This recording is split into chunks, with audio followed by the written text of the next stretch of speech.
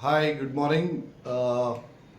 आज आपण इथे करणार आहोत फणसाची भाजी आणि याची खूप स्पेशालिटी आहे कारण ही माझ्या आईची रेसिपी आहे. Okay I, thank you. Bye. मी आता पुढचं सांगतो काय करणार आहे ते.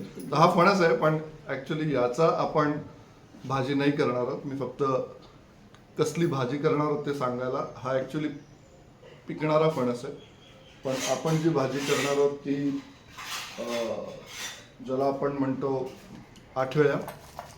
तर या आठळ्या आहेत. आठळ्या म्हणजे ॲक्च्युली बिया असतात या.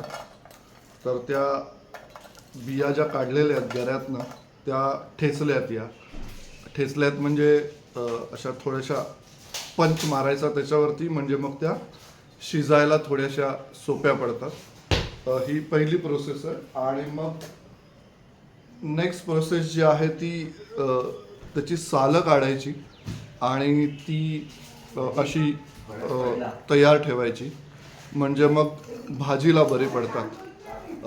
ही बेसिक आपण म्हणतो ना, हे बेसिक कॉन्टेंट आहे. आता याची आपण जी भाजी करणार आहोत त्याची रेसिपी आपण कॅप्चर करणार आहोत थोड्या वेळाने. ओके, तर भेटूया आपण फणसाची भाजी.